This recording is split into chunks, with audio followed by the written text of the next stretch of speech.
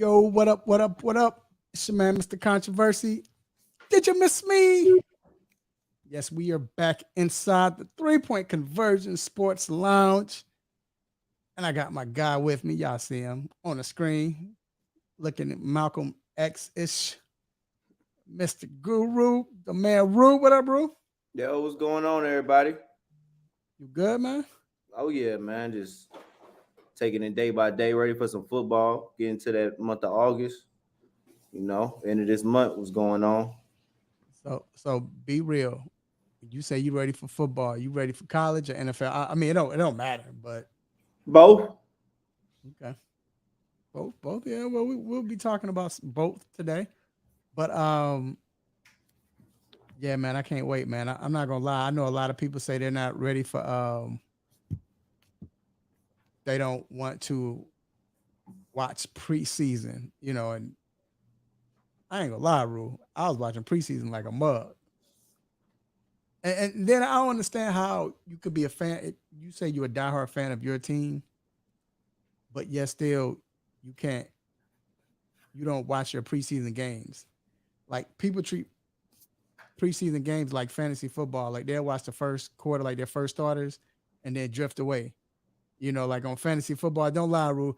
You get to like the fifth, sixth round after the first five, six picks, you see a lot of people kind of like they'll be paying attention. They're not interested. You know Yeah, what I'm saying? But I don't, like I said, I don't see how people can do that. And I figure you one of them guys that you don't watch preseason, do you? I do a little bit. Well, I watch my team. I'm not watching the whole game, though. Definitely not watching the whole game. How Maybe much? game four, maybe or How, three. 3/4? Oh, but I'm saying how much? So game one and two, how much are you watching? First couple drives, I'm not watching it much. Oh my God, you not a fan. So how you gonna know about people that's trying to fight for the team? Your second, your third string I'm a starters. victim now. I ain't gonna lie. I don't really watch the preseason like this, especially at the first couple games. Nah, Uh, I ain't that much. I ain't watching. cool. No pressure, man. But anyway, man. Uh, inside the 3 Point Conversion Sports Lounge. Of course, we got a great show, man. We missed you on last week. Rule, you feeling all right, man? You feeling better? Oh yeah, I'm feeling all right, man. I'm feeling it. Last week I couldn't do it though. I was going to, but no, I couldn't do it. Nah, that's cool. We just checking out on our brother, man. But definitely got a good show lined up. First, we got to talk about what came out this week, which surprised a lot of folks. What up, Cortland? Was the James Harden? What do you want to call it, man? I mean, he came out and just was like, "Yo, that joker a liar. Forget him. I don't give a." I mean, he was. He was for real, wasn't he? He just didn't care. But either or, we gonna get into that and basically just because we don't really know. I guess we'll talk about what we think we know, but at the same time, you know, everybody came out and talked about Harden and how he's a cancer to the team. So we got to dive into that. Um, Also, we are talking NFC South, AFC South. Of course, the NFC South is dear to my guy Rule, and the AFC South is dear to the goddess, and they're making comments. Cortland Griffith. So we'll talk about that, give our little preview, but not necessarily just a preview, but just talk about it. You know what I'm saying? We're still sports fans. This is what we are. As what fans' opinions matter. So we're gonna give our opinions on that. Then also, man, Rue, what you think about the signings of Ezekiel and Cook?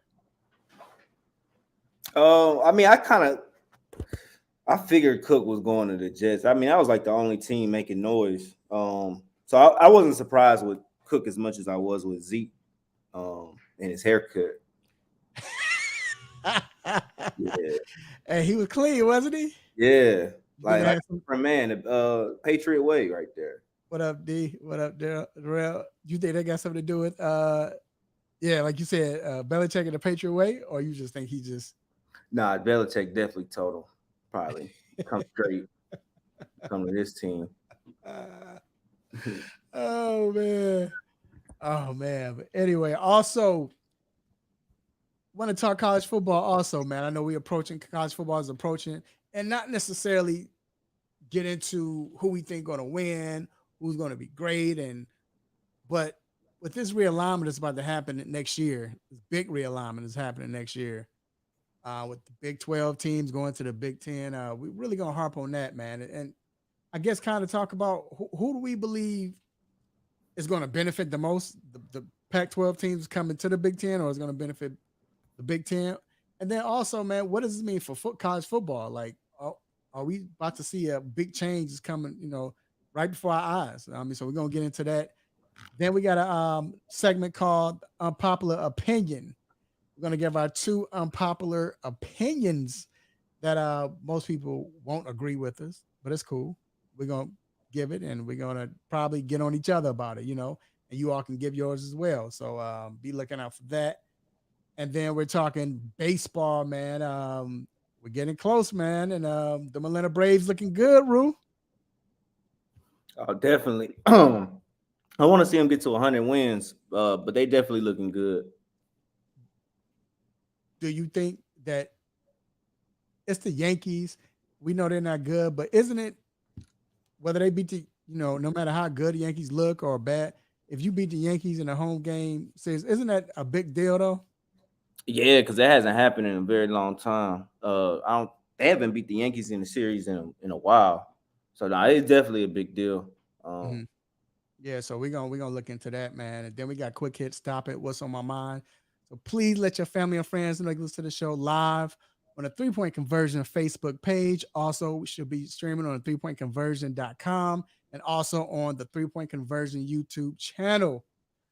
Yo, it is time to get to these quick hits. Let's get it. So first off, Rue, before we go any further, man, Cortland talked about it before, and you know what? I felt like hearing some music, man. I don't know, bro. I don't know about you. I feel like hearing some music, so we're gonna get into this music. But what was I gonna say? Tennessee Titans. So the Tennessee Titans come in, and what they did in preseason, they played my Bears. Willis looked pretty good. Most of the starters didn't play. But what's concerning is Tennessee Titans wide receiver Trey Burks, man. This is not good. It went down during the joint practice against the Minnesota Vikings and suffered an LCL sprain and should miss a few weeks. It could be anywhere from, I'm hearing, 3 to 6 weeks. But is this the time, Rule? First of all, if he's down and out, having DeAndre Hopkins come and sign with him is big already, right? But for them to have Burks go down, do you think this is a big deal? Well, they said, like I said, 3 to 6 weeks, but I mean, you don't want to go down in the first 2 weeks. You want everybody there, especially if you got the young dynamic receivers. You got DeAndre, of course, Derrick Henry's back healthy. How devastating is this, bro? Yeah, it's huge. Look at their wide receiver room. He was a starter. He's going to be the starter next to DeAndre Hopkins, and already what I think is the worst wide receiving core in the league is in the Titans with a healthy Treylon Burks. Now he's possibly out for an extended period of time. It's devastating, man. They need to make some signings.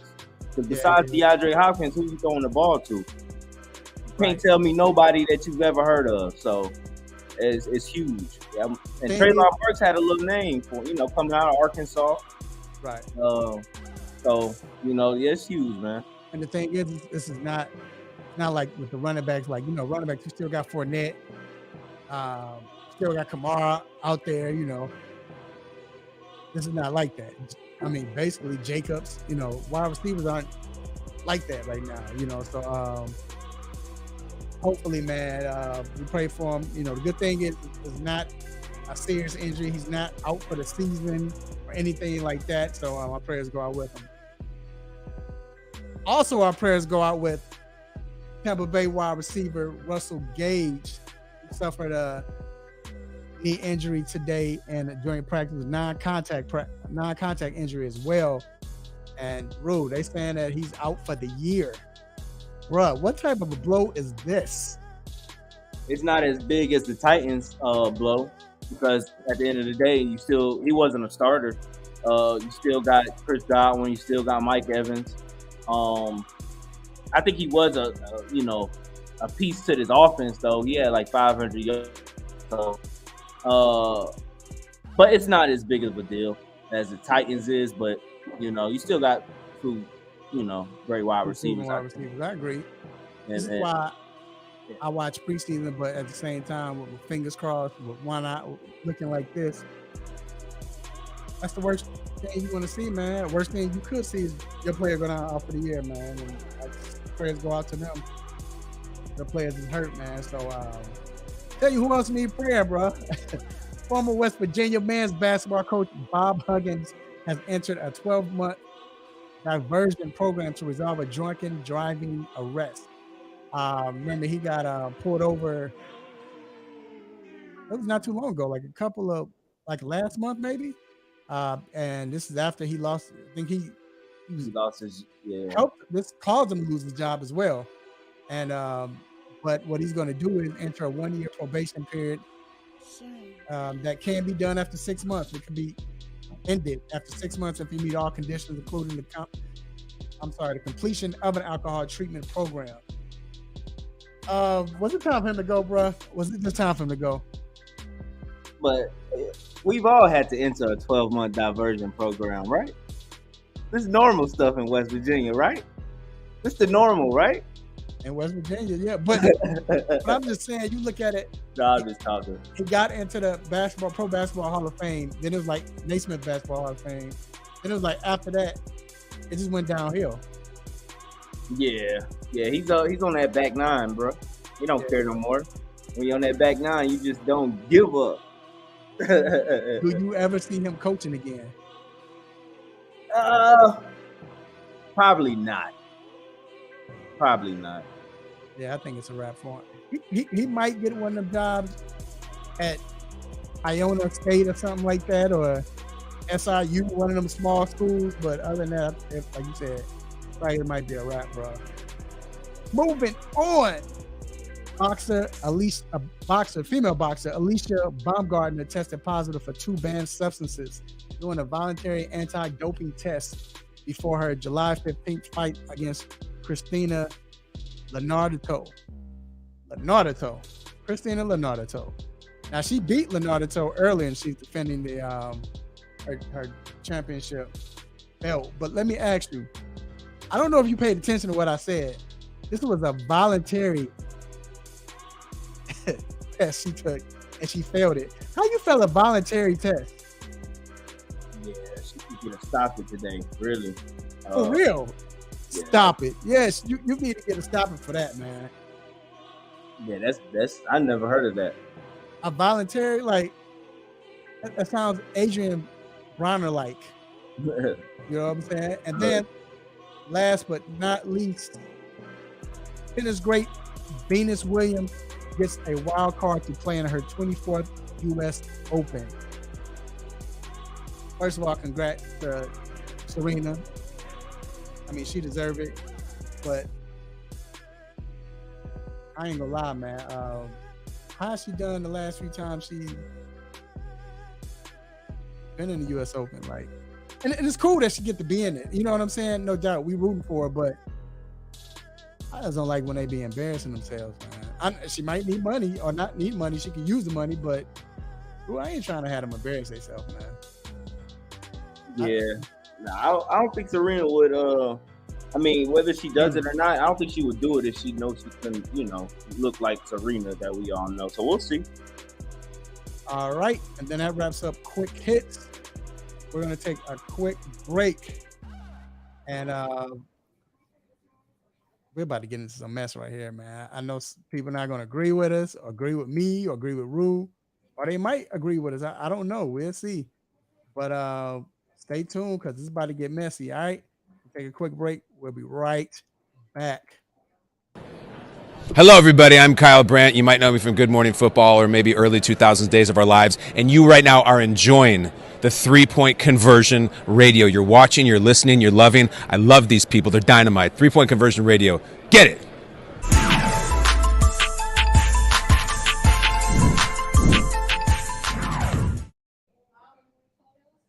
All right. We are back inside the 3-point conversion sports lounge with my guy Rue. Rue got the lovely background, lovely house. You know, see a lot of them homes though lately. I don't know. But anyway. But hey man, Rue. Ben said he already disagrees with me. Hey man, so let me ask you, bro. So in America, we saw what came out earlier this week with James Harden coming out, making a statement saying he doesn't trust Daryl Morey, and he said he would never play for him and that franchise again. I guess why he's there.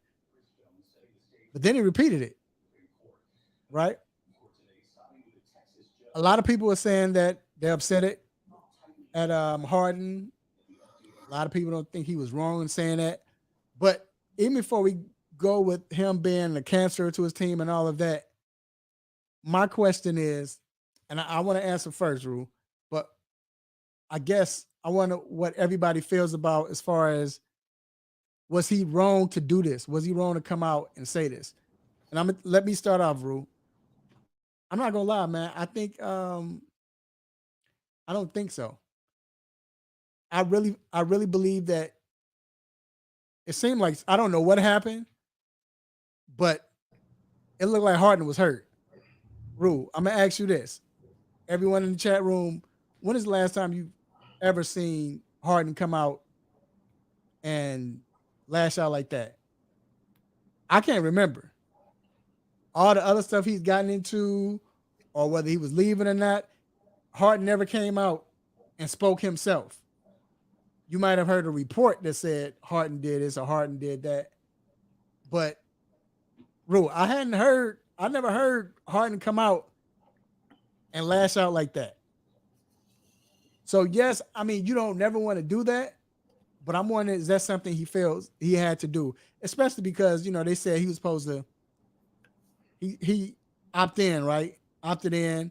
I guess he felt like, hey, I'm supposed to get this, y'all supposed to trade me. This is what was told. He's supposed to get traded. Now it has come out that he's not going to get traded. And I think that's what caused that. But I mean, of course you never want to do anything like that. But man, I felt like it's something he felt like he had to do. Yeah, I'm right along the line with you. Because we've never seen him do that, and plus they gotta. This is not like fly by night relationship like this. He's played under Morey for almost a decade now, going back to Houston, and so he knows this guy. He knows who he is. At the same time, though, I look at it like this: like Morey has answered every call for him, as we know it. He got rid of CP3 for him. He got him from Brooklyn when he wanted out of Brooklyn. So, but this seems personal. Seems like he was told something that didn't happen, and a lot of owners and general managers do this in the NBA.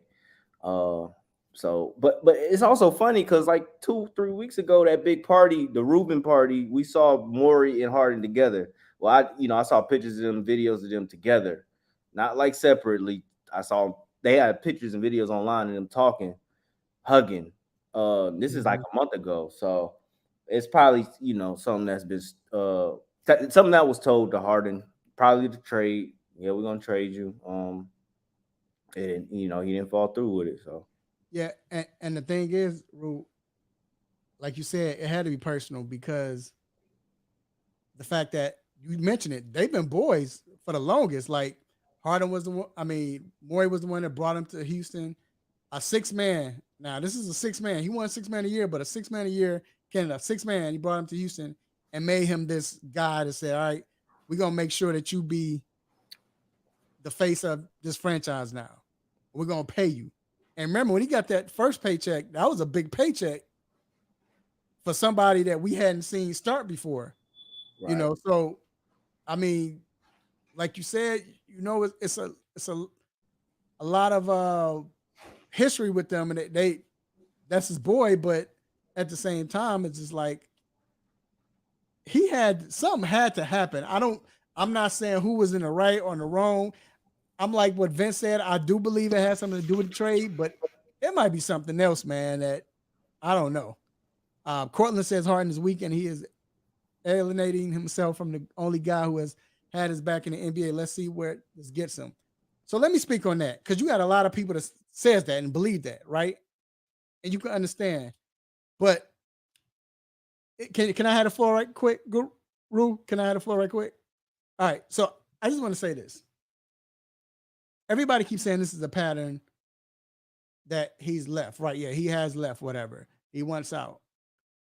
But let's really look at this pattern. When he left OKC, if you know the backstory, he didn't want to leave OKC.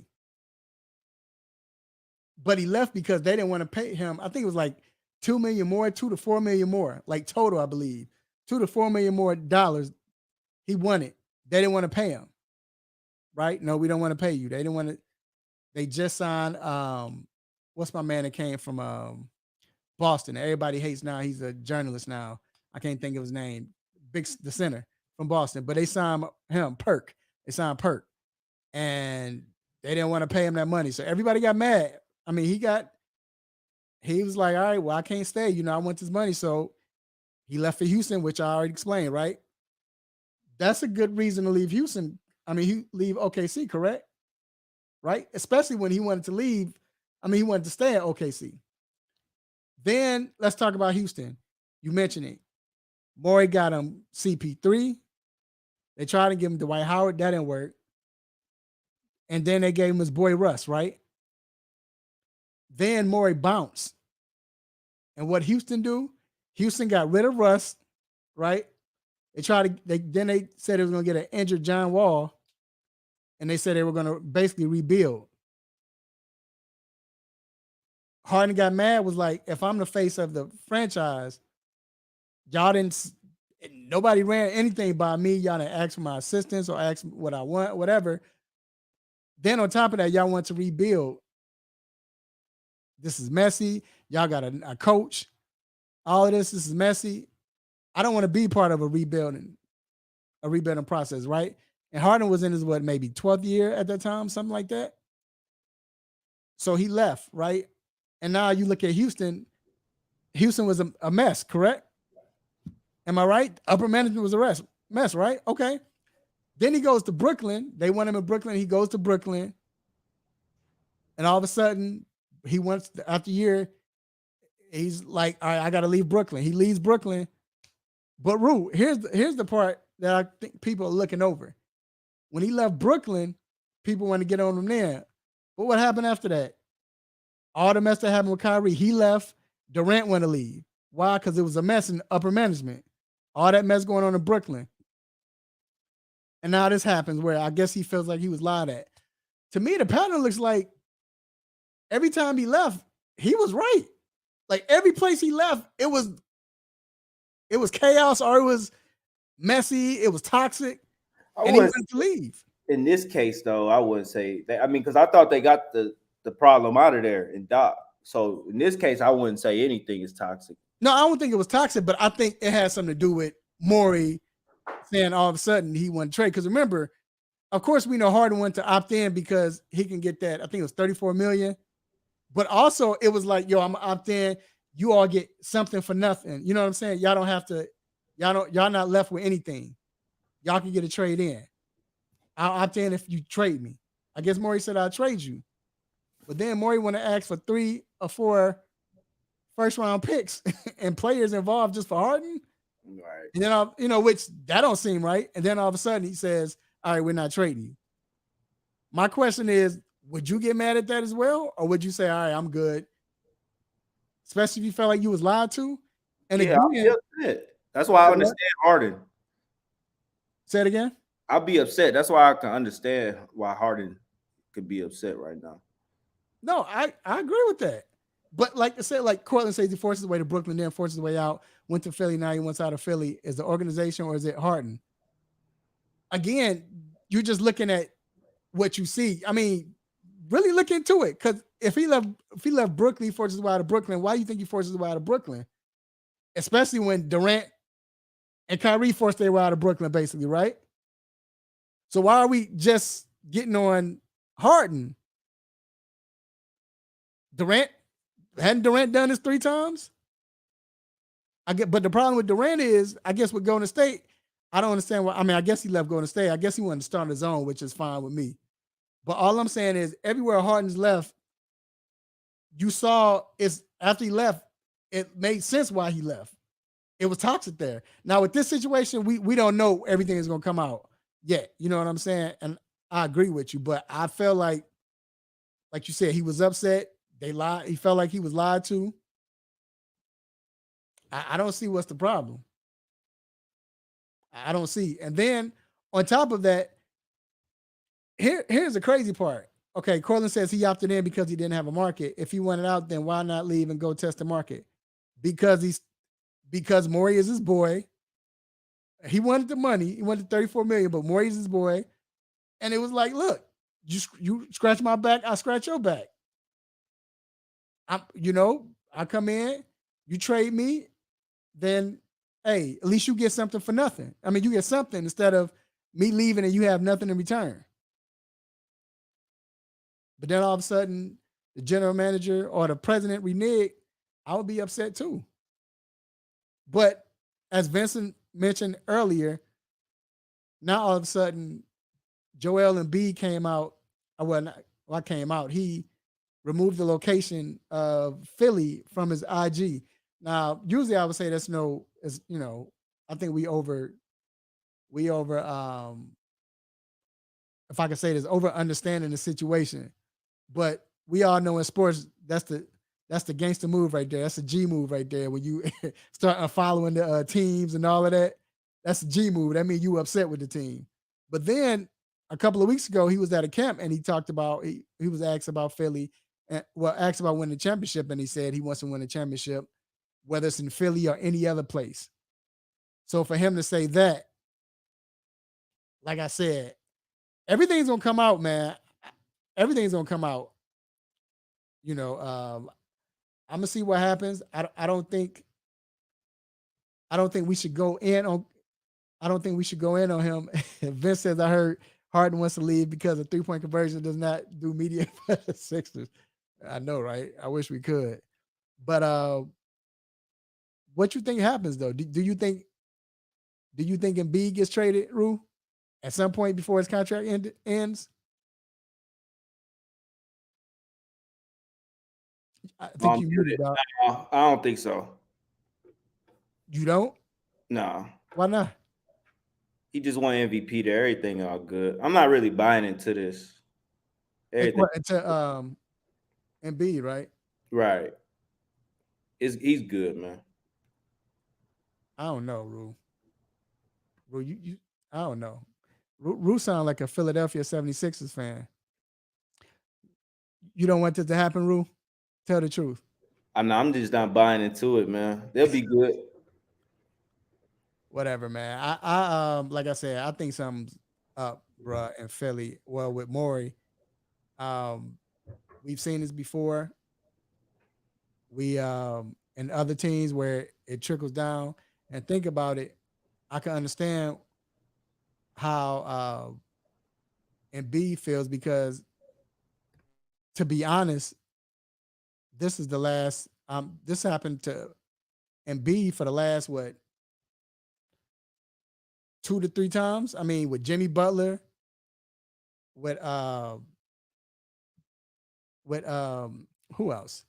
I don't want to say Ben Simmons, but now with Harden, you get this person that you looking for, that you feel like you got a team and everything, and then all of a sudden it's a wrap. You know what I'm saying? Like now it seems like management is forcing him out again, like they did Jimmy Butler. So I don't know, bro. I think I think we're about to find some more stuff out. You know what I'm saying? That's why I'm not rushing to judgment just yet. We'll see what happens. And like I said, it don't look too good right now, man. So, but yo, we're gonna take a quick break.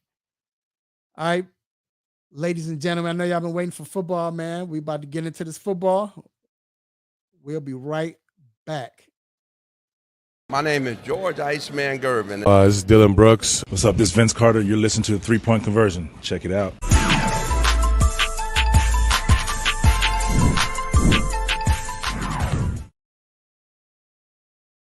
All right, you're back.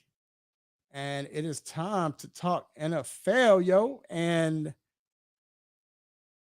Rue, we about to talk about your team, man, your division, the NFC South. And what's going on, Eddie? And first off, man, I just want to know this. When we talk about NFC South, we got to talk about the Falcons first. We're in Atlanta. We see what's going on. But when they got BJ, like Bijan Robinson, Drake is there now. You know, we hope the tight end can come in and, you know, because we don't have Mariota. And when I say we, I'm not a Falcons fan. I'm just saying in Atlanta. But you got Ritter coming in, Desmond Ritter. You got some pieces in the defensive side, on the defensive side. Rue, how good can the Falcons be? I think they could win the division. I think they could win more than 7 games, what they won last year. And I think really 10 games will win you the division in this division this year. So I definitely seen improvements from last year's team, being that we had Mariota starting, you know, who won us 7 games. Ritter, he started 4 games. But I see improvements, you know, with the offense. Another year for Kyle and Drake under Arthur Smith, you know. So plus, you know, we add Bijan Robinson, who I think is going to be a 2-way force for us, passing and receiving. So I think that was a big statement, you know, when I said winning the division. But I think the Falcons can win the division this year. Do you trust Arthur Smith though? Yeah, I trust him. Yeah, every year he hasn't given me a reason not to trust him. So every year I see an improvement. Especially last year. I mean, I had that team winning 3 games last year, we should have won 9, you know, really. But Right. to win 7 with that team, I thought he did a tremendous job. So I definitely see an improvement every year. Come on. I like what the Falcons did. I like what they've been doing, but my only question is Ritter, of course. I just wonder. I'm not gonna say wonder because it seems like they believe in Ritter. I mean, yeah, you sign a tackle, you get Bijan. They didn't go after a quarterback. You know, I mean, now could they have moved up? Probably so. You know, I believe they could have moved up, but they didn't. But like I said, I just that's my only question, man. I mean, I think if he don't have to be 40% better than Ritter. If he comes in, I mean not Ritter, but then Mariota, if he comes in, he could just complete passes, just a few more passes. I think they win. You know, It's definitely a prove a year though for Ritter. He can't go into next year being mediocre because we definitely don't. I don't think they like trust him fully into where they not looking at other quarterbacks. You know what I'm saying? They definitely gonna be in the market, that draft market next year. If Ritter don't perform this year, because I mean Ritter's a 3rd round pick, so it's, you know, it's not like he was a 1st round pick or anything. And true. basically Ritter was the Matt Ryan trade pick, so we got him for free essentially. But that's what I'm saying though. But I mean, do you think it's more so they're just trying to be cheap and saying, all right, well, Yeah, they are. They've let's been see doing that for the what last 3 to 6 years. They've been being cheap. They was trying to get everything they could out of Matt Ryan. They basically doing the same thing with Ritter.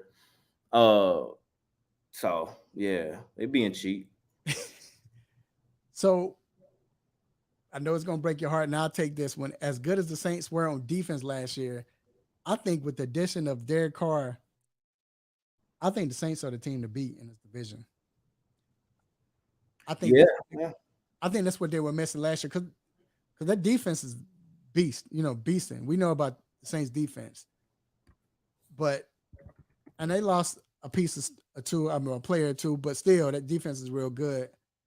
But I think with Derek Carr, because I'm not saying Derek Carr is the quarterback to take him to the Super Bowl. I'm not saying that, but you got this young talent in New Orleans, but then you have a proven quarterback.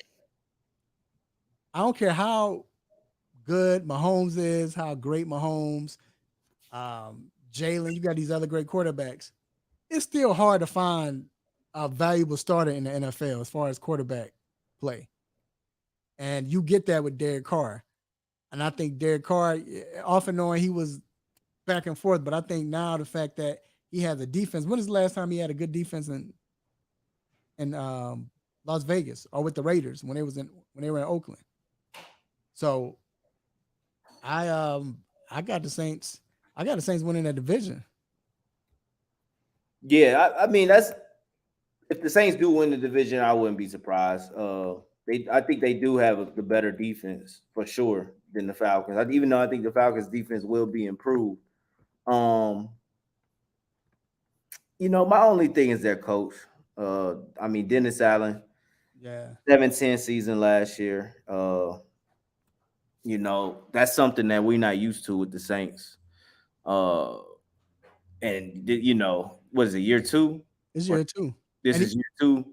So upgraded quarterback situation. I think it makes for better things to happen. But a lot of this is on Derek Carr. You know what I'm saying? A lot of it's on Derek Carr. well, that's the thing. Like, so because you look at Tampa Bay, with Tampa Bay's coach, can we say he's proven? I mean, he's coached before, but Frank Reich, I don't think Frank Reich's proven. I don't think what he did in Indy, I don't think he did anything in Indy that will make you say, yo, we got a good coach or he's a good coach. I don't see that. So, I think this is the right division where, like you said, the Falcons can win. You made a great point. I think the Saints are a better team with Derek Carr. But like you said, Dennis Allen, he's not proven. So, I kind of agree with you, man. I can't believe you changed my mind, but I kind of agree with you. And then also, if the Falcons win the division, do you think that's a surprise team? Like who, or not even winning the division? Who you think would be the surprise team in this division out of all 4? Falcons, because it's between Falcons and it has to be the Falcons because if the Falcons win the division, everybody gonna say, "Wow, I didn't see that happening." If the Saints win the division, everybody gonna say, "I knew it." Everybody sucks, so it's the Falcons. Carolina and the Bucks have no shot. Bucks, I said this before, we'll be picking number 1 next summer. So, and Panthers probably only win 4 games. So, yeah, it's the Falcons. That will be the only surprising team. Well, honestly, I'm glad you said it because my surprise team, it will be the Tampa Bay Buccaneers. I ain't gonna be garbage, man. I'm telling y'all, man, y'all. So you got certain players in the league that has stigma or this they put in this bubble. Don't mention Baker. I'm a Baker fan too. They put Kirk what's the quarterback in Minnesota? Kirk Cousins. Kirk Cousins. They put Kirk Cousins in this. They trying to put Tua in this as well. They put your boy in Detroit, the quarterback. I was about to say Blaine Gabbert. I can't think of his name. Jared Goff, he's in his bubble. And they put Baker Mayfield in his bubble. Baker Mayfield's only played, 4 seasons? 5 seasons? Rookie season, he had a good rookie season, right? This is 6th year. This is about to be, okay, he played 5 seasons. So rookie season had a good year. Second, he didn't do it as well. Third year, he balled out, right? Took him to the playoff. They did great. His 4th year started out pretty good, but then he got hurt, and that was the problem. because he was scared that Case Keenum would take his job, because Case Keenum, wherever he go, it's like he end up taking the job and they go to the playoffs. So he was scared he's going to take his job, and what he do, play while he was hurt. And I think that was his downfall. And then last year, I mean, what'd you expect him to do if you go to Carolina, then you get traded to the Rams, they don't have no receivers, and they start you as soon as you get to LA. What you expect? But I'm telling you, with weapons, bro, we don't even know if Baker's gonna beat out Kyle Trask in training camp. Everything I'm hearing is that it's a close race. Kyle Trask looked like trash on in the first preseason game. That's first game though. I'm just saying he looked like his name should have been Kyle Trask because he looked garbage. But that was the first preseason game. Mayfield will most likely start though, but I just don't see this team being any good, man. I don't see any will to be good behind this team, but maybe it will be. That's my surprise team. So, okay, so you got the Falcons winning it, and like I said, my surprise team. I think Buccaneers will win at least 9 games, but I'm telling you, man, I'm telling you, this guy has maybe four. He has talent. So, I mean, he has talent. I don't think he's played with a better wide receiving core that he has now, and this is without Russell Gage. So, I'm just saying. But moving to the AFC South, I think this is one of the most interesting divisions. Not because everybody's good. I don't think that has anything to do with it, but I think it's just a lot of questions that has to be answered. For one, Jacksonville Jaguars. I mean, Rue, are they becoming a team to run the AFC South in the future? Definitely. Most definitely.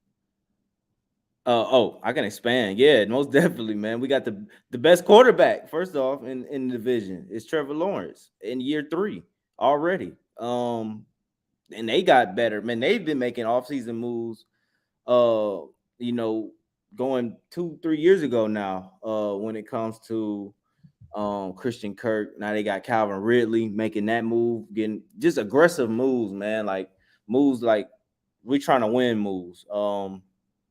So yeah, I definitely think, and I also think they got the best defense in the whole division too. So yeah, Jacksonville set up. And then I think they might have the best coach. Yeah. And I like Vrabel. I think Vrabel is. I love Vrabel. I love Vrabel as a coach. I do. But let me rephrase this. They have the best coach for their team. I think what Peterson does for Jacksonville is what they needed. Just like Vrabel is for Tennessee. But I think what Peterson is for Jacksonville, it was a perfect match. And we saw it last year. We saw the transformation in the middle of the season. And I think that, like you stated, with everybody they have, but I think when it comes to situational football and getting the best out of his players, I think Peterson is that guy. I mean, we saw it week 1. I love Vrabel. I love Vrabel, but I'm just saying, man, I think Doug Peterson, when he came to Jacksonville, we saw the change. And now they have the talent on the offensive side and defensive side. I agree with you, Rue. I'm with you. Mm-hmm. And then, as moved to Tennessee, we talked about Vrabel, and we kind of mentioned DeAndre Hopkins. We were more so talking about Treylon Burks, but he says he chose Tennessee because he felt like they could win. Do you believe he can help that team possibly win the division? Derrick Henry? Who? No, DeAndre Hopkins. Oh, no, not him alone. I mean, not him alone, but I'm just saying with what they have. He doesn't even give them an extra win in the win column than last year. Oh, wow. Like it does nothing for the team. Absolutely nothing. But how can you say that, man? So look, that's the only person out there for him to throw to. They won 7 games last year. I see them winning about either 7 or less this year. I don't see them winning more. Wow. Even with But okay, so And they lost the last 7 games of the season. but look, true. Burks is coming back, right? We see Burks coming back. You got DeAndre. He's going to help him out. I'm not gonna lie. I don't know the rest of their receiving core, Man. but anytime you have a good receiver with a Derrick Henry that can work out. I still like their defense. Vrabel's the defensive guy. I like how they set up the team, whatever. And you don't think they could? Maybe 7. Maybe 7 again. I don't. 7. Ooh, okay. You don't believe Tannehill? It's still Tannehill throwing him the ball. What's that? You don't believe it? You don't believe in Tannehill? No, and I mean I just don't think D-Hop moves the needle either for that team. It doesn't. What is it? How many more wins does D-Hop give the Titans? They won 7 last year. How many they gonna win now? But see, they got to. I mean, I think now that's moving the needle. Well, this is the thing, though. This is what I'm saying.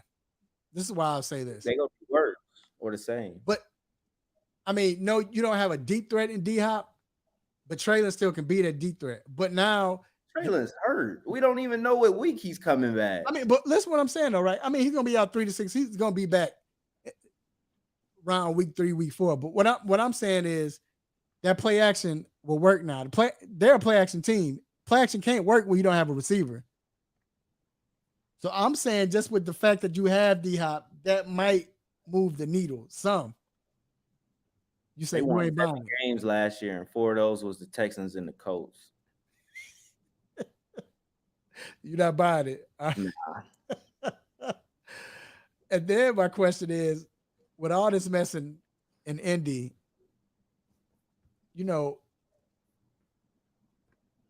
they got the young quarterback, they got the young buck.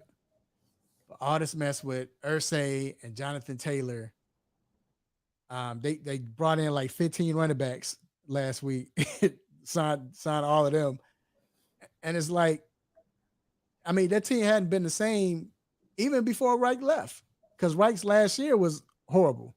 The last 2 years weren't good. The one when they missed the playoffs, yeah, and had a chance, and then last year it was like you get Matt Ryan, now you bring in another quarterback. I mean, he's a rookie. You don't expect him to save the day, especially year one. But I'm just wondering, like, what is the outlook for Colts? Is it more so right now, like, we in a rebuilding phase? You wouldn't think so when you got a Jonathan Taylor. You got some vets on the defensive side, and then they named him the starting quarterback. Like, where are they going with this? I think the Colts, man, I'm not saying they're going to be any good, but I think they're going to probably be better than what everybody thinks just off the hype. I think they're going to catch a little hype. I think if Anthony Richardson could find his groove for, like a week or two early on in the season, I think everybody's going to be like, oh. And then I think even the Colts, they're going to start to, play. Because they got one thing the Colts got is a great offensive line, and they got a good defense. So, what I'm saying, if they can win some certain games in the trenches, I think they can get it done. But I don't think they're going to be any good. But I do think we might see like lightning in a bottle for like maybe a 2-3 week span. And maybe. Do you think, as Cortland saying, JT gone, do you think he's gone? You think it's a wrap? Because now he missed practice again. Now they're saying it's excused again, but you think he's coming back? I think it's a wrap, bro. I don't know, man. Right now I'm gonna say he's a Colt. If I had to lean, I think it's a wrap. So you have Jacksonville winning his division, right? Yeah. I think we both believe in that. Second team in his division. I go Titans. You got Titans, but they're not close. You saying they're not close? Well, they possibly win 7. I think Jaguars win 10. See, I 9 or 10. I have Jaguars winning 11. Okay. I could see. I say 10. I say 11. I could see Titans winning 9 to 10 games. maybe 9. I just my only thing, man, is when you look at this division, you have so many young quarterbacks at this position because I don't think Tannehill is going to unless he comes up with a magical season again. I don't think Tannehill is going to be here past this year. So you got Willis or Levis taking over. Anthony Richardson, you got him. He's young. You got the young quarterback in Jacksonville, and then of course you got the young quarterback in C.J. Stroud, whatever. So I mean, with these young quarterbacks, you just never know. I mean, Trevor looked like he's on his way. Let's see one more year, see what he does, But I mean, I think in the future, this division might be that division that's going to be like the AFC East. You know what I'm saying? Or the AFC North, where you have these young quarterbacks coming up and they look good and they playing good, and it's going to be like a battle. That's what I see in this division coming up. But yeah, I agree. I do have Jaguars winning the division, but like I said, I don't think Colts going to be not Colts, but I don't think Jacksonville's going to be. Tennessee's going to be too far behind. And I'm like Ab. I'm not gonna lie, man. I think we'll get into that. We're gonna get into that next segment because I'm gonna tell you something about Anthony Richardson. I like Anthony Richardson, but we're gonna get into that. He's kind of shocking me, you know what I'm saying? And I'll tell you why. But look, we definitely gotta take a quick break. But I'm with you, Rue. I think that I think that the South, I think it's going to be subpar as well. So we'll see what happens, man. Bad division, no. I don't get it twisted. Probably gonna be worst division. NFC South. Oh, AFC. I thought you said AFC. Oh, AFC South gonna be worse. I think NFC. I think NFC. I'm trying to think. Yeah, I can see that. I think it's gonna be worse than, but I don't know if it's gonna be worse than the NFC South. I don't know, but all right, man. Let's take a quick break, bruh, and then we're gonna be back to talk more NFL. We'll be right back.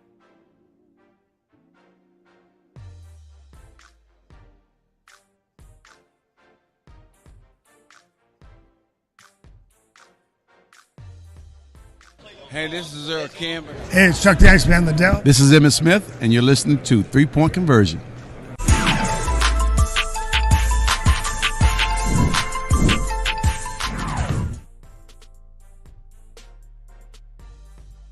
All right, we are back inside the 3 Point Conversion Sports Lounge talking NFL. Got my guy Rue. Rue already making people mad in the chat room, and I don't know if you listening to this as a podcast or not, but people are getting upset. That's what we do, though, man. That's how we do it. Titan fans, huh? That So gotta be. let me ask you the question. This question was posted on the 3 Point Conversion Facebook page and YouTube channel, and the 3 Point Conversion Twitter and IG as well, IG page as well. And I'm gonna ask you this: when you look at the signings between Ezekiel Elliot going to Patriots, and you said you were kind of shocked on that, and Dalvin Cook going to the Jets, which player makes the most impact on that for that team? Oh, that's a good question, man. That's a good question because the Jets got Breece Hall, who they just activated, I think today. They got a stud running back already over there, so you wonder what the workload is going to be like for Dalvin a little bit. But then at the same time, Zeke, I look at him being like a goal line back. I don't see him being a 20 carry back, maybe 10, 15 carries. I don't know. It's hard to answer that, bro. For me, I'm gonna go Dalvin. No, I'm gonna go Dalvin, but I could see how Zeke can have a role in New England. That's you know with a lot of touchdowns, at least. But I'll go Dalvin. See, But I, it's kind of tough. I'm gonna go Zeke. I'm gonna go Zeke. I'm gonna Yeah, tell you why. I mean, you said it. You have Breeze coming back.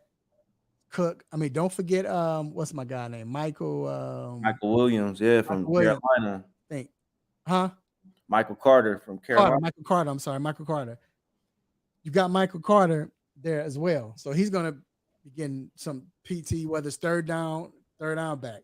Now, let's not forget Cook can catch out the backfield as well. But I think with Zeke, you plan for a team that's more traditional run, right? You got, as Cortland said, you got Ramondre Stevenson. He's good as well. But you mentioned when it gets to that goal line, Zeke is getting that ball. Yeah, even at the 20, the red Right, zone. that's what I'm saying. Once you get in the red zone, unless it's third down, I could see Zeke being that running back now, come in and spell him out. But I still think just as Cook and Brees will probably split reps or Mm-hmm. split carries. I don't even know how that's going to go, honestly. And he's going to have to get the ball because they paid him $8 million. But I see Ramondre and I see Zeke. Ramondre might get 16 carries, maybe 17. I see Zeke getting 15 carries. And I see Zeke being more productive. I see Zeke getting 700 yards rushing, about 700 yards rushing, and 10, 11 touchdowns. Where I see Cook getting 700 to 800 yards rushing and 6 touchdowns. It's just Zeke has a purpose. Like you said, goal line, he's getting the ball. And what does New England like to do? I text you back. New England like to run the ball when it comes to the goal line, right? That's what they do. That's how they do. So I don't see when you get to the goal line, are they giving it to Cook? Which they should, because Cook is a good runner when it comes to the goal line as well. But like you said, you got this little young stud as well, man. You're not trying to hurt his confidence. I Right. think he's going to split more time. It's going to be half and half. Now they both shown injuries, that they're injury prone, Brees and Dalvin. So I don't know. Maybe they try to, babysit one or two, keep them, fresh. So, and let me answer this. Cortland in the chat room, if you're listening as a podcast, you're just not paying attention to the screen. Cortland says you think this man he's talking about Zeke is going to have a resurgence in the NFL with the Pats. If you look at his stats when he's with Dallas, yeah, I don't see how we're saying it's. I'm not saying it's resurgence because either he's got like last year he got like 800 and some yards, I think 860 some yards. He missed 3 games last year, I believe, 2 to 3 games last year, right? But the years before that, 900 and some yards. But what he's getting 10 touchdowns. I think he had over 9 to 10 touchdowns last year, I believe. So I don't see where it's a resurgence. I didn't say he's gonna get 1,200 yards, Cortland. I don't think we're saying that, but he will get 15 carries a game, which is I could see on 15 carries he get 50 yards a game. Now remember, we all know. I guess the older folks, y'all should know this too. We were always told to get 1,000 yards in the 16 game season, all you need is 65 point some yards a game, and that gets you over 1,000 yards. I think Zeke could get 45, 50 yards a game and in 17 games. So I think he can get, let's say if he plays 17 games, he get 40 some yards. He's going to get over 800 yards rushing. But we know the big thing is, like Ruth said, the 11 TDs, right? Yeah. So that's where I'm at. My next question. Who do you think will have the better season between the young quarterbacks? Bryce Young, C.J. Stroud, or Anthony Richardson? That's another good question. But I think it's going to be Anthony Richardson. And I say that to say this. Wow, you said Anthony Richardson? Yeah, I say that to say this. First off, I don't think Bryce Young's going to be on standing up a lot this season. I think he's going to be on his back a whole lot. I think he found that out pretty fast in that preseason game. Same thing with CJ Stroud. So we all know, I just talked about it, the Colts have a great offensive line. I think they're going to keep them up. And one thing that I think Anthony Richardson has the advantage is he can take off with that ball. And I think people are going to find him to be a threat very fast with that ball. He's 6'6", 250, and can run a 4.4. We ain't seen nothing like this since Cam. And I think that's probably exactly what it's going to be like. So I think he can make plays outside the pocket that Bryce Young and C.J. Stroud just aren't going to make. The first year for all these guys, I think it's going to be rough. The record is going to be I don't think none of these guys are winning 5 games. So it's sort of like, how am I comparing it? I'm just going to compare it to the eye test. And I think Anthony Richardson, from the eye test, you could probably say it had the better year. Bruh, I agree with you. I don't know what's going on because we've been agreeing a lot tonight, but I agree with you. Just like you said, the raw talent, the fact that he can get up and run, that's going to help. But then picture this. Let's say I think JT's gone, but let's say if JT stays, he got the best back out of all of them. I mean, I like Dameon Pierce. Miles Sanders is a pretty good running back as well, but they're not better than JT. Then, like you said, they got the better offensive lineman. And he might have the best wide receiver. And I was about to say, and he got the best wide receiver. Yeah. As well. So Pittman.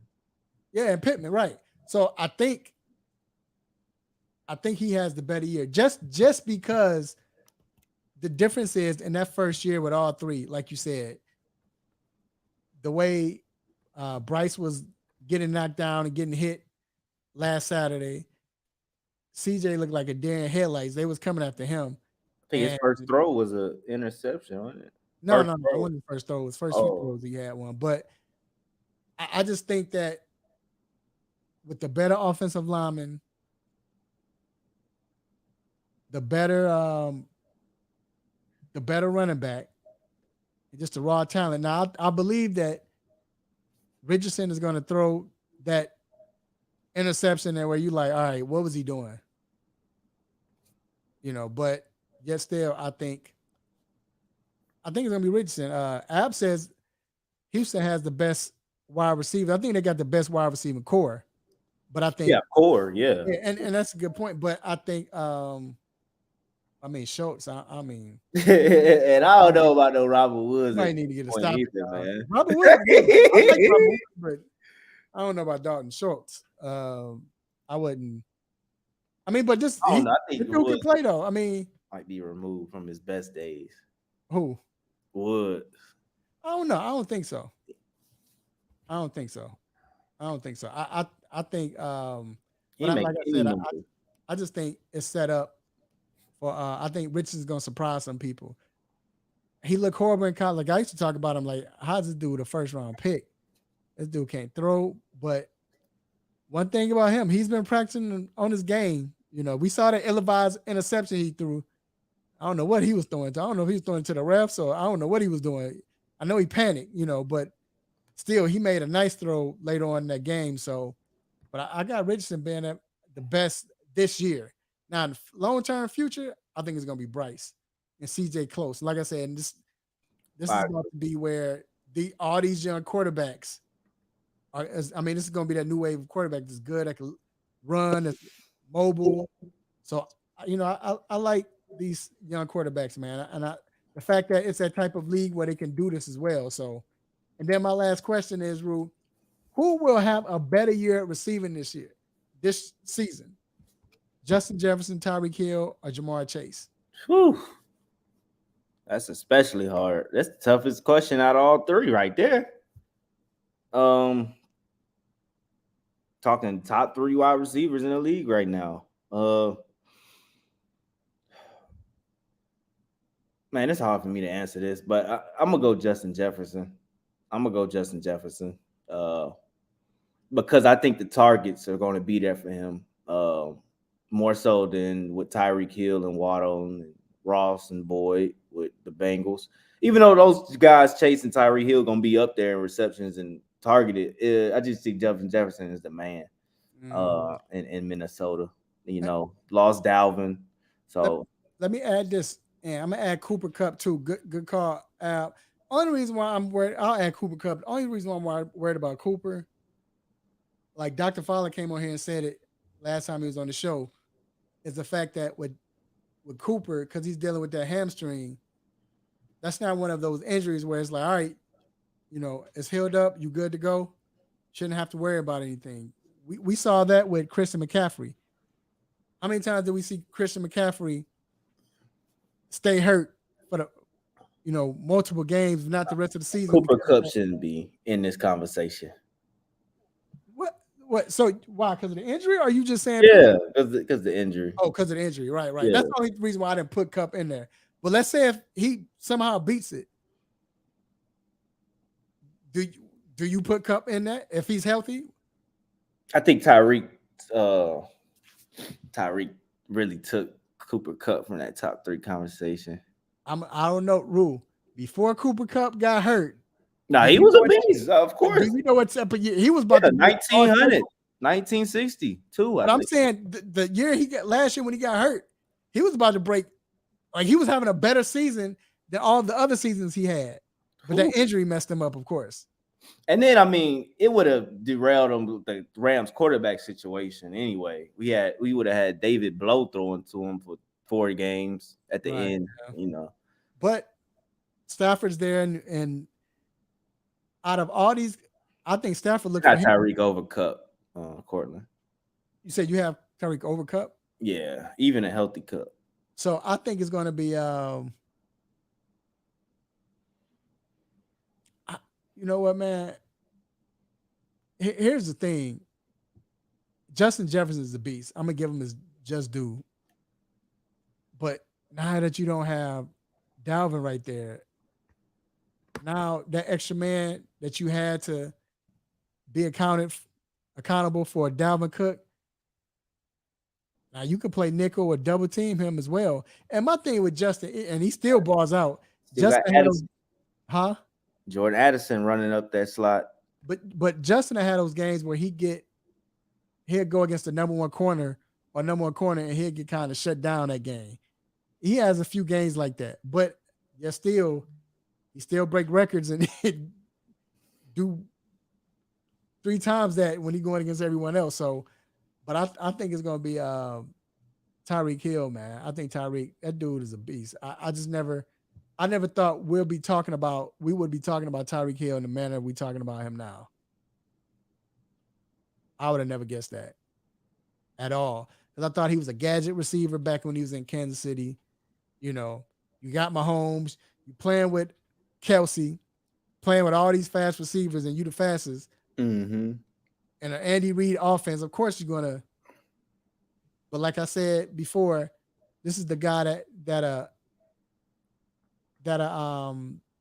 be underthrown, but he'd be so wide open that when he catches the ball, he's still three yards ahead of his man, a defender. Like it's crazy. So I say Tyreek Hill. That's who I have right there. Yeah, I got Tyreek Hill, man. So you say Zeke, then you said Anthony Richardson, and you got Hill. I had Dalvin, but that was, I said, you said Dalvin. I said Dalvin. Yeah. Okay. So I have Zeke, Richardson, and I got Tyreek Hill. I think those are my picks for those 3. So we'll see how that plays out, man. And hopefully your boy Tua could stay healthy. You know what I'm saying? And if that's the case, if he stays healthy, then I think Because think about it. I think he probably would have. We could have added probably 200 more yards. I think if Tua stayed healthy and didn't get hurt.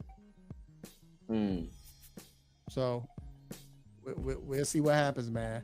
All right, y'all. We're gonna take a quick break, and we'll be right back. Right back to talk. But you know what, man? Forget that. We about to do the stop it. Hope you got your stop it ready, because I got to stop it ready. I'm ready for this stop it. This might be the stop it of all stop it's. But we're gonna take a quick break. We'll be right back. Yo, what's up? This is Grady Jarrett with the Atlanta Falcons. This is Sean Alexander. You're listening to the 3-Point Conversion. Let's go.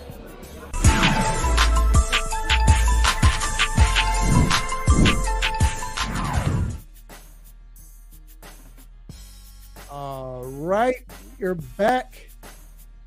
Bro, Yo, are you ready? It is the most infamous, the most famous stop it segment. Let's get it. So, Rue, you going first? Or you want me to go first? I'm gonna let you go first. yeah, I'll go first. My stop it today goes out to I don't think this guy's made stop it yet, so it's will be his first time. It goes out to Ryan Clark, man. You know, sometimes I think people say things for attention, and this is something I think was said for attention. He said, quote, George Pickens is much more talented than Justin Jefferson, end quote. I don't know who on God's green earth besides the Pickens family and George Pickens himself believes that. To say that right now is one of the most insane things to say. Oh, wait, say that one more time. Let me make sure I heard you correctly. You said what now? The whole quote? Yes. What who did he say was better than Pickens is better than who? He said George Pickens is much more talented than Justin Jefferson. Stop it. Yeah, big stop it. Because to say this right now is pretty like insane. That's like a crazy thing to say. And George Pickens has had 1 year? And it was nothing like Justin Jefferson's first year, bro. Like, what are you going off of right now? And yeah, he's a Steeler. We all know you are a Steeler, Ryan Clark, but you got to stop it with the attention-seeking takes. And George Pickens is a beast. Stop it. One more stop it. Stop it. Like, yeah, this was crazy. Stop it. This was crazy, bro. All right. My stop it goes to the one and only. Y'all should know this is coming. O.J. Simpson. That's a good one. O.J. Simpson. This dude. So we all saw what happened with Henry Ruggs. If you don't know, he got sentenced and he only got, 3 to 10 years? And it's going to be 3 years. Probably more than likely going to serve 3 years. And, this is for him killing someone. He was over the influence. So I understand OJ in a sense. I ain't gonna lie. At first I understood it, but when I had to think about it, so OJ came out and said he don't understand how in the world this guy get away with that. Then he said, but I go in and get my memorabilia. I can't even say it. I can't say it. Memorabilia. I can't say it, Rue. But he was like, I get my Heisman trophy. I get that. So I go to take my what else he takes? Some pictures and all of that, right? I go to take all of that, which is mine. I get arrested and go to jail for stealing my stuff, and I get 20 years, which I have in my possession right now. They've awarded me that now. They awarded me the Heisman Trophy and everything else he was going to get. And he said it's all happened in the same courtroom. At first I understood it until I thought about, you could have sneezed on some lady and you was going to get 20 years. OJ, you definitely get a stop it. Stop it. Stop it. Come on, OJ. Stop it. Come on, OJ. Nah, OJ funny for that. I saw that, man. I was just like, bruh, really, OJ? You still after all these years? You just forgot, huh? Come on, man. You just forgot. Cortland said this stopping is for all of us saying that the Titans winning only 7 games and moved the needle. I didn't say that. That was Rue. I didn't say that, Cortland. Rue said that. Yeah, they winning 7 games or less. That is crazy, bro. They might All win right. 8 or 9. All right, man. So look, Wait. What did Cortland say? George Pickens is just as talented. No, he's not just as more talented as Justin Jefferson. I don't think so. The catches he makes has to be. I don't know, man. I don't know where y'all got that from. Don't mean you, yeah. Because I watched this kid for 2 years at Georgia, and I don't see anything I saw from Justin Jefferson what I was seeing 2019, 18. Like we've been seeing this with Justin for like 4 or 5 years now. Yeah, it was definitely a homer take. Yeah, definitely a homer take. Yeah, no, I agree. Stop. All right, so let's move on, man. We're about to start our unpopular opinion. And this is where we used to write about this on the 3pointconversion.com. I'm thinking about bringing this back. But this is where we're going to talk about or give an opinion about something that we both feel like most people, would disagree with. And of course, we're going to take turns. And I say mine and he say his. He's gonna get a chance to come at me and vice versa. You want to start, Rue, or you want me to go first? Yeah, you go first. It don't matter. All right. And most of y'all young, Ab can understand this, but still might not agree. Now, my disclaimer: I do not, and I've said this so many times on social media and in arguments and debates. I should say, I do not like to rank players, any sport that I wasn't allowed to watch play. Right? So this is my disclaimer. I don't like, so I won't rank a Wilt Chamberlain or a Terry Bradshaw. We see highlights, but we weren't in the era. We didn't get to see how the era was as far as the players and all. I can't do that. So I don't put them in my rankings, right? All the time. I don't like to do that. In saying that, my unpopular opinion is I think Bill Russell is overrated. And I'm going to tell you why I think he's overrated. I'm not saying he's not good, but I think Bill Russell is overrated. Yes, he has 11 championships, but of course, and rest in peace, King, but Bill Russell played with 15 to 35 Hall of Famers in his career.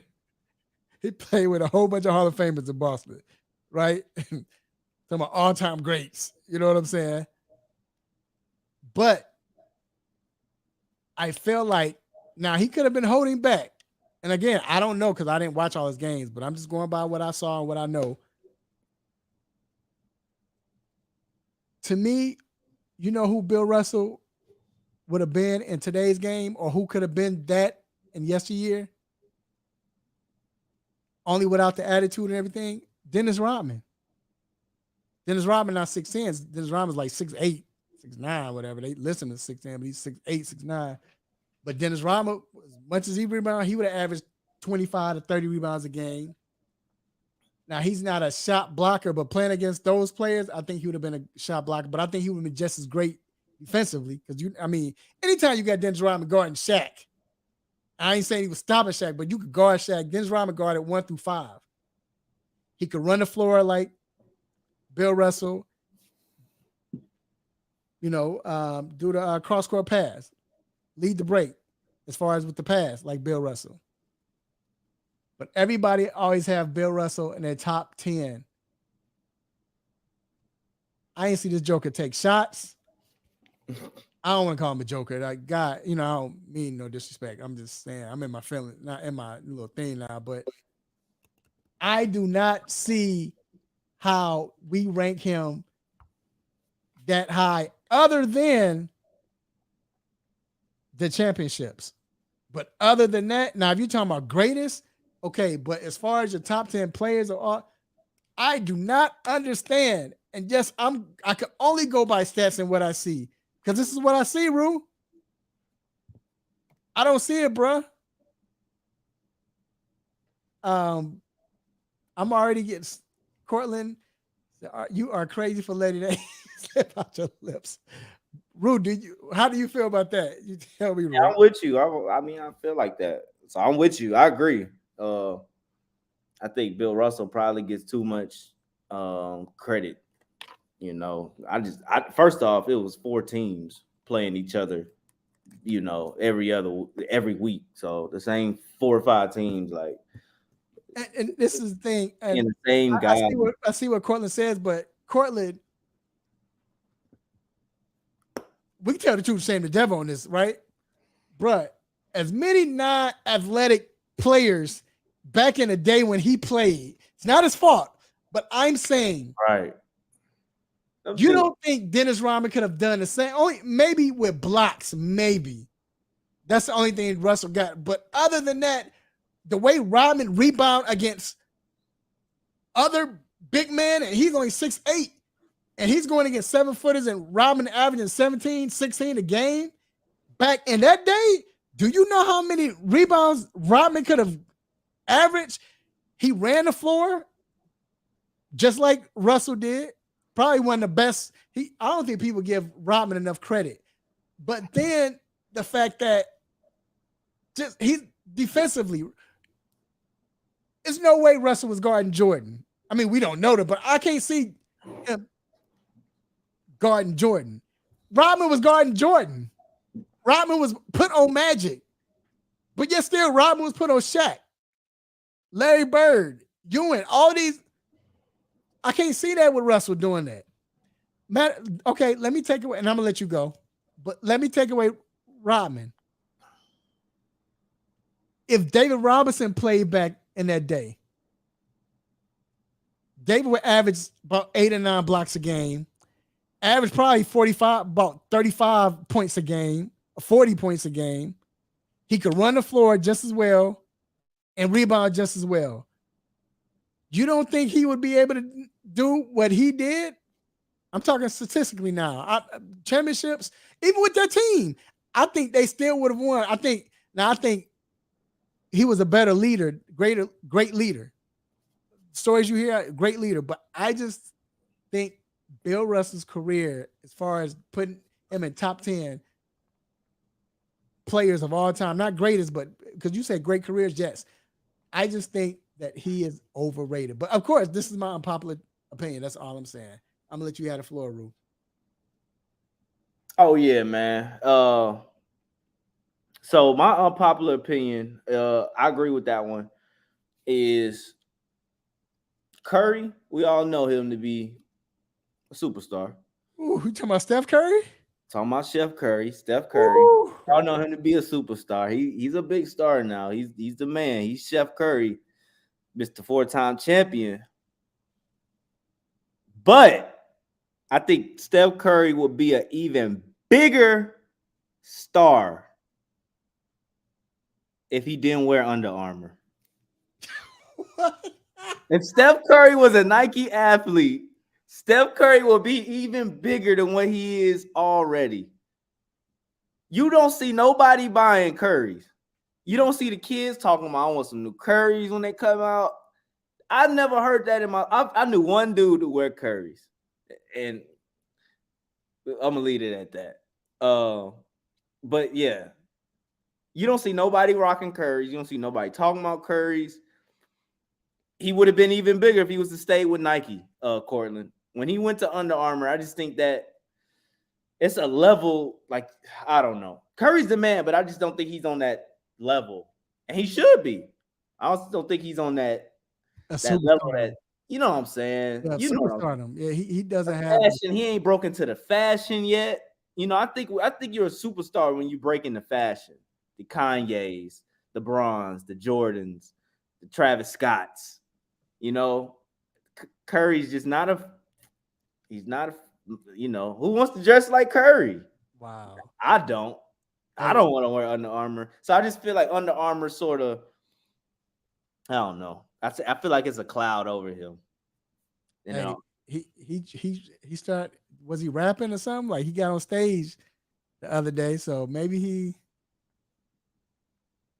maybe he trying. But wow. Cortland says that catapult his career going to UA. He is their Jordan. He put UA. Nobody's rocking. Nobody wearing Who's no Under talking about Armour. Under Armour, bro? Cortland, do you have some Under Armour? Hold on, Cortland. You a shoe head? Are you wearing Under Armour?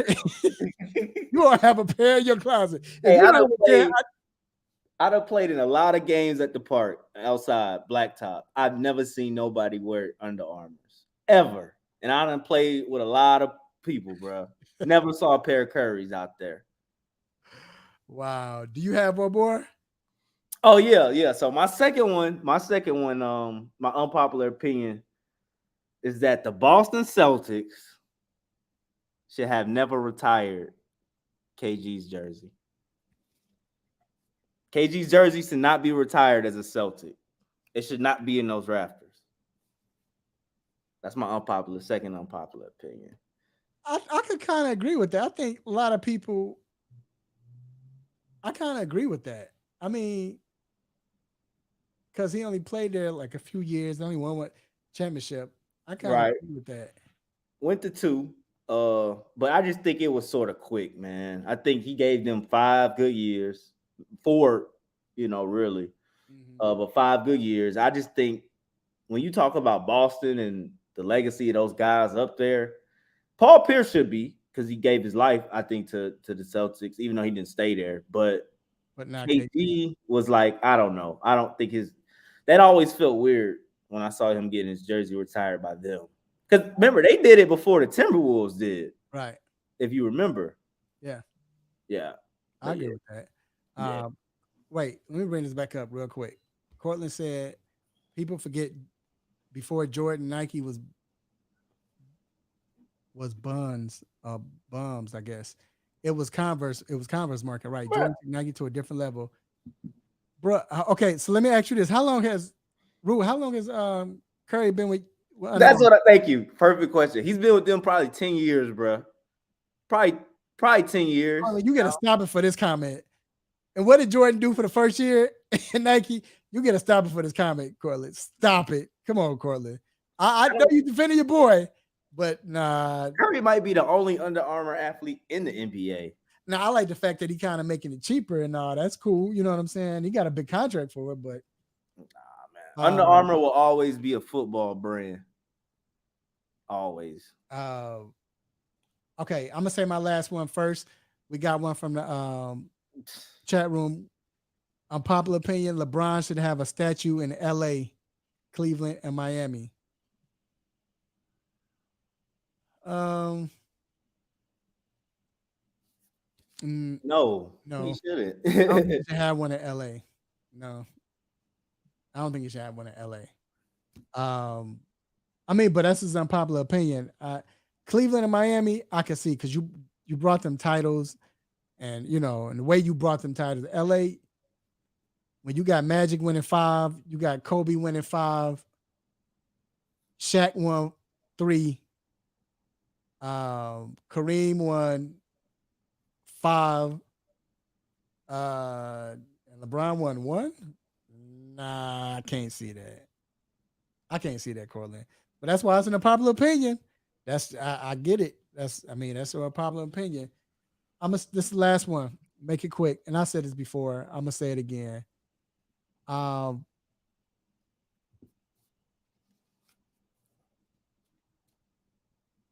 was gonna go with the Iverson no handles, but this is my really not. I ain't gonna say no handles. His handles one is overrated. I don't think they were as good as most people make it, but I believe that Calvin Johnson is not as good as people made him to be. I think he was great, but they try to make him a top 3, 4 receiver. And this is the reason why. his yardage is there or whatever. But the reason why I think he's a great receiver. I'm just saying I don't think it's as great as people make him to be. The only reason why I say this was Calvin Johnson, to me, besides that 1 year when he only had like 6 touchdowns, but he had like 1,922 yards and like 122 receptions. That was crazy. But when it's 3rd and 8 or 3rd and 6, Calvin Johnson has struck me as that guy that would, it's 3rd and 8, let me get the first down. Let me get a big play. Let me get this. But he wasn't like with T.O. T.O. was moving chains. It wasn't just about touchdown. He was moving chains. Like if it's 3rd and 8 and the game's on the line, T.O.'s gonna get that first down. Jerry Rice is gonna get that first down. Marvin Harris is gonna get that first down. I don't think Calvin Johnson was that type of player. And that's why, and just for this, like Cortland just says, he says CJ was better than Moss.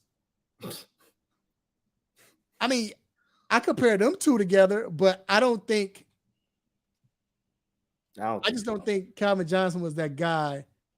He was that possession receiver though. No, he was the go get him touchdown. But he wasn't possession like a T.O. I'm saying like 1-on-1. Chris Carter. I don't think he was the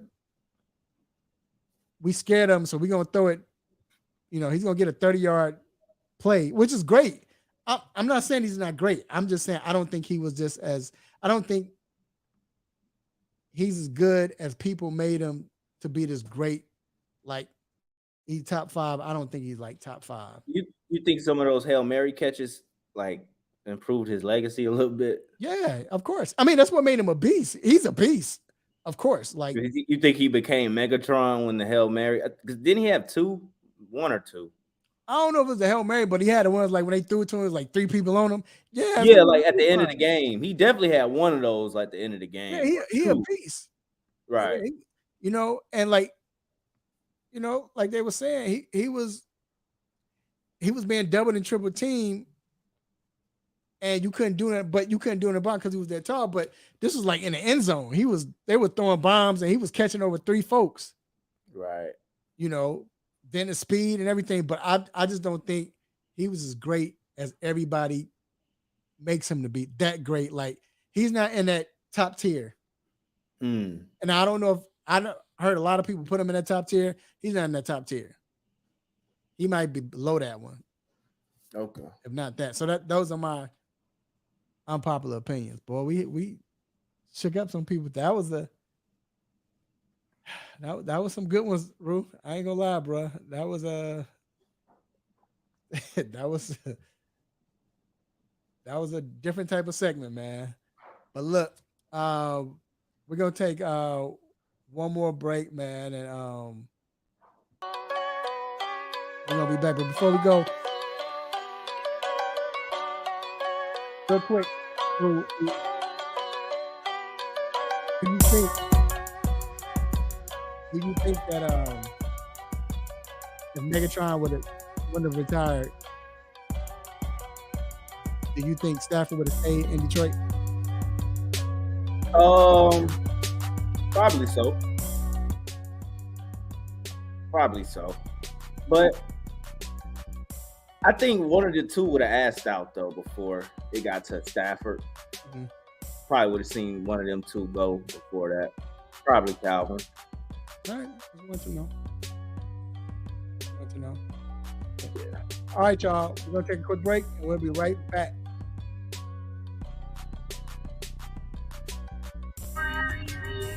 Yo, what's going on, everybody? This is K Boogie here with your food for positive thoughts on the 3-point conversion with our boy, Mr. Controversy, and our brother, Rube. You gotta laugh at yourself sometimes.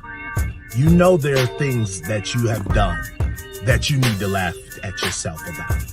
Or you need to laugh, just laugh. because there's some things that are just silly that we do.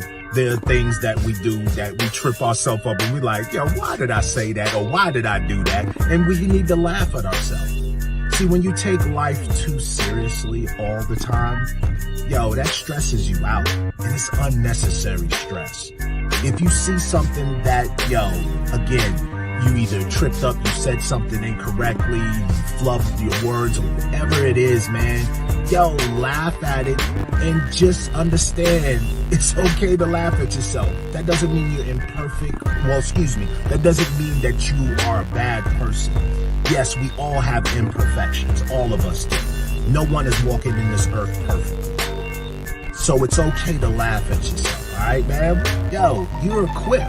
You're equipped to do the great things that God has placed inside of you, man. So we're going to make mistakes. We're going to have imperfections. So it's okay to laugh at ourselves.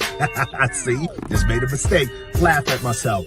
But it's okay to laugh at ourselves and not take everything seriously. Have a great day, everybody. Be blessed. I'll see you next week. Peace. All right, I gotta get back.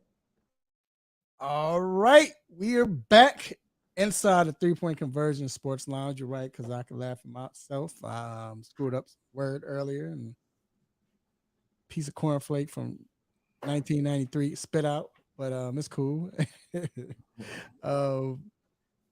Appreciate that, K Boogie. All right, hey man, let's talk about this college football real quick. Just quickly, you know, we saw the Oregon Ducks decide to join the list of Big 12 teams going to the Big 10 conference. So what is that, Rule? That's USC, Oregon, UCLA, and Colorado, right? Am I missing a team? No, that's it. It's only 4 teams, right? Mm-hmm. All right. When you see this, and then it was some teams that went to the SEC, correct? Well, just Texas and Oklahoma. Just Texas, right? Yeah. What about Oklahoma? Yeah, Texas and Oklahoma. Okay. So, do you think this realignment is this good for college? Would this be good for college football? Or is college football, I don't want to say in trouble, but I mean, is this a good thing for college football? I just ask that. I don't think so necessarily. Because I think you're gonna lose probably some of the rivalry matchups. That college football was, brought upon. And a lot of regions could probably speak to that. You lose some of those matchups because I think when you get used to playing a team, every year, when you had that home and home, now you probably won't anymore. It could be weird. The travel is gonna be weird. You're gonna have games where USC's on the other side of the country playing Rutgers at 1:00 in the morning. Ain't nobody watching that. I mean, I don't know if any LA folks get up that early at 9:00 to watch a football game, but that's what it's gonna be like in a minute. So it's changing. I wouldn't say it's changed. It's for the good. Only thing good out of all the alignments I would say is Texas and Oklahoma coming to the SEC. The SEC wins every time. Everybody else, I mean, the Big Ten, you could say they won a little bit too because they got the USC and the big pulls out of the Pac-12. But as far as everybody else, though, yeah, they're the best 2 conferences. And the when you talk about the Power 5, whatever, those were the best 2 conferences, right? SEC, then you had Big Ten. I don't understand why ACC couldn't get any of them because I think they're the ones that need them the most out of everyone. Right now, when I think of teams in the ACC, I think of Clemson. I can see Clemson being, we know Clemson, but who else? We thought it was going to be North Carolina. They didn't do anything. We was hoping it would be Miami. Nope.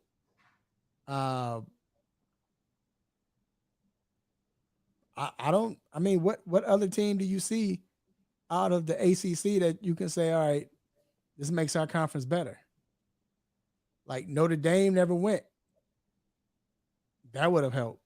Mm-hmm. So if they got a TCU, shoot, any of them teams, it would have been good. But I just think now it comes to grips where, I mean, as long as ACC got Clemson, they're cool. But for the most part, those conferences are going to just fall by the waist. And now they're going to, I mean, I understand Cincinnati moved to the Big 12, and who else moved to the Big 12? Another team that moved to the Big 12. I can't remember. Besides Cincinnati. UCF, Houston. UCF, right. But Yeah. I don't see the Big 12 being as popular as they were. I mean, you lose your big two teams, whether they were winning or not. Though that was the Big 12. I don't think the Big 12 is gonna sink though. I don't think they're gonna sink. I don't think they won't sink, but I'm just saying they're not. They gonna buy. They gonna feed off some of that hype Dion's gonna bring to Colorado too for the next 2-3 years. So I think that's a plus because Colorado is definitely gonna be one of the most, if not most, hyped. Big 12. Yeah, next year, in the next few years, they're gonna be hyped. They're gonna be bad, but they're gonna be hyped. Right. So I think the Big 12, them getting Colorado was probably the biggest. Yeah, that was a good one. Right. That was big. With Dion going there. Colorado used to be in the Big 8. I know it's before your time, but that's what it was called before the Big 12. They were the Big 8. And so, I mean, you're right. They were accustomed to watching those teams, Oklahoma, Texas, and K-State and all of that. But with some of these teams from the Big, I mean, not Big 12, I said earlier, I mean Pac-12. Some of these teams moving from the Pac-12 to the Big 10, who does it benefit the most? Does it benefit the Big 10 teams, or will it benefit the Big 12? I mean, Pac-12 teams coming over. Now, I think it's going to be Big 10 because Big 10, I mean, USC play more of a pro style, but UCLA could as well. But with Oregon, I don't know.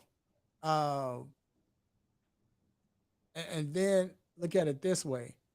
Like you mentioned, they're going to have to travel to Illinois. Even they play like a Michigan and a noon game. Like you said, that's 9 o'clock in the West Coast time. But not only that, don't let it be a night game in the big house when it's like 5 degrees outside in December. And you're not used to that. They're not used to that. And then the fact that, man, playing, I just want to see him because, you know, Wisconsin, man, they got them big country fed cats, man, on the line, offensive line. And I just feel like the Pac-12 it's going to take a while to readjust. And I don't think they can force these Big 10 teams to adjust and change, you know, to them. I don't think so. I don't think they can dictate the pace or the type of play. Yeah. So I don't. I mean, I understand. I understand what they're trying to do, but I just don't think how it helps college football as a whole. I don't. And then, do you think the Pac-6 will fold? I mean, the Pac-12. My bad. Say the Pac. It probably will. It should. Hey, is it a Pac-8 now? Pac-3? It's like the Pac-4 now. It's like 4 teams left. So yeah, what they gonna do? They're gonna end up folding. Yeah, probably so.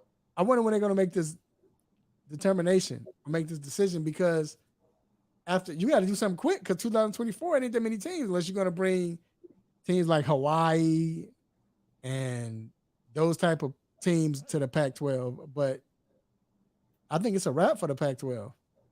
Yeah, because they already didn't get any pull from the East Coast, so they're literally just one region watches them. Right. You know. Right. No, I agree. All right, so let's move along, man. Before we end up leaving, let's talk about this MLB, and this is a we're in August. It looks like things should be heating up, and they are.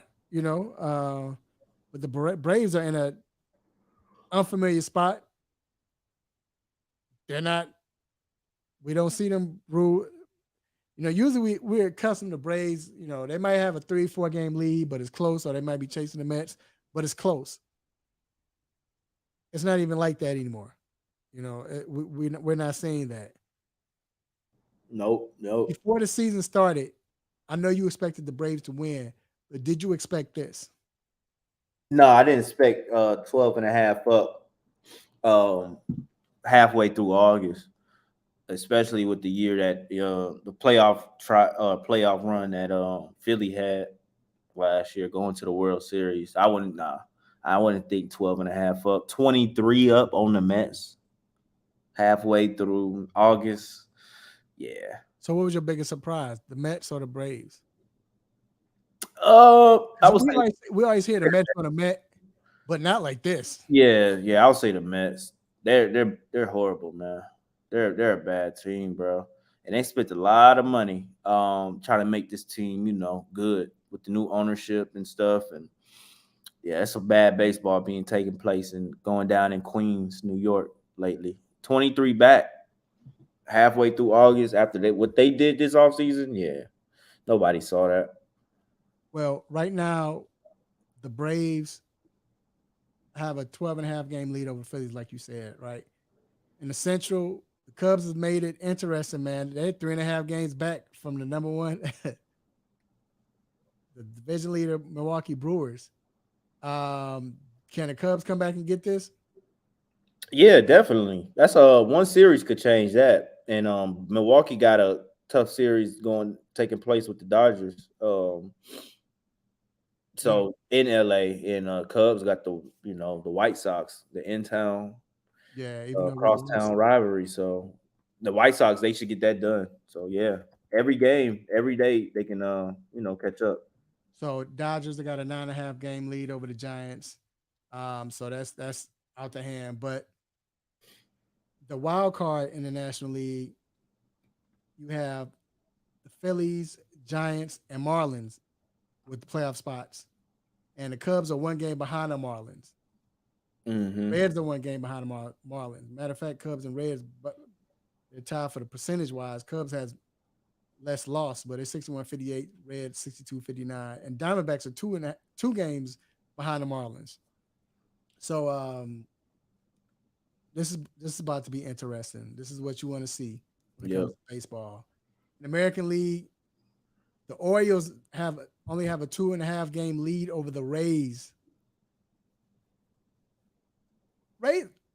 Rays was there most of the season, but then next thing you know, like we saw the Orioles just take over. But do you think the Orioles are about to lose this race to the Rays? That's tough to say because the Rays just lost their best pitcher, and Shane McClanahan this week, who went down with Tommy John surgery. So he's gonna miss the rest of this year and next year. Their best pitcher. So with that being said, I got Baltimore. I think that hurts when you lose your best pitcher. I think Baltimore will take this division because they got some young hitters and stuff, and they got the pitchers now. They made some moves, getting Jack Flattery at the deadline, and they got guys stepping up and be more. I got Baltimore winning it. I think the Rays will come back and win this. I think their experience is going to bode well for them. I think Orioles are feeling this pressure. Okay. I like Orioles, but I think they're feeling this pressure. And the AL Central, oh man, sorry. AL Central, my bad. Always young. That was a real one right there. But AL Central, the Twins have a 4 game lead over the Guardians now. Luckily, the Twins are 4 games over 500, so that's good. But Yeah. that division sucks. And then in the West, Rangers still holding on to that lead. Man, they have a 3.5 game lead over the Houston Astros. Do they keep this lead, or do you think the Astros will come back and overtake? That's tough, man. That's another tough question. Tough questions all day. You can't, undermine the heart of a champion in the Astros. But I like what Texas has been doing. Getting Scherzer at the deadline, who I think is going to find his groove, unlike in Queens. I think he's going to find that, DC Scherzer. I'll take the chalk with the Texas right now. I got a 3.5 game lead. I think they keep it. Okay. And then the wild card lead, you have Rays, Astros, Blue Jays. They're in the wild card. They have the spot right now. Mariners are 2 games behind. Red Sox are 3 games, and Yankees 6.5 games. I think it's a wrap for the Yankees. Yeah, I think the wild card is just like that. What you said, just like that. Yeah. Okay. So I wanted to ask you this real quick before we get out of here. Who do you think is having a better who would be the MVP for the Braves? Is it Ronald Acuna so far, or is it Matt Olson? Unpopular opinion, it's Matt Olson. It's Matt Olson. It's Matt Olson. I think it's natural when somebody does something we haven't seen in so long, it sticks with us. And when I say that, by saying that, I mean this. We haven't seen a base runner steal 80 bases. I haven't in my life. I'm saying it's a fun thing to see what Acuna is doing, but it's not better than the year Olson's having. That I think Olson's gonna finish with. I think Olson finishes with 60 home runs. I think he finishes, and we've never seen a Brave with more than 52. I remember Andrew Jones, 2005 year. The best year a Brave, to me, in my opinion, ever had was 2005, Andrew Jones. And Olson's going to go, I think he's going 60. And I think Olson gets to 140 RBIs, man. Let me see how many he has now. Like 107, I believe. 100 and how much?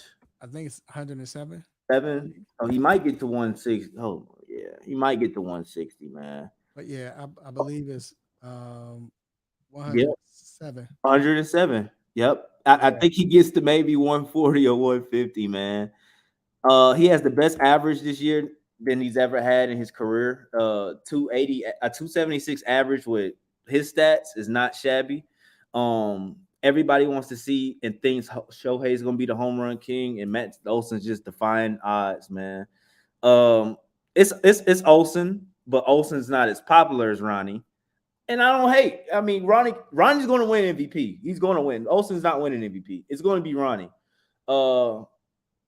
But Olson, to me, is this team's MVP because without his production, I mean, I definitely think, the Braves, would be somewhere, maybe, not where they are right now. So, and with everything this kid had to deal with, just coming over here and taking Freddie's place.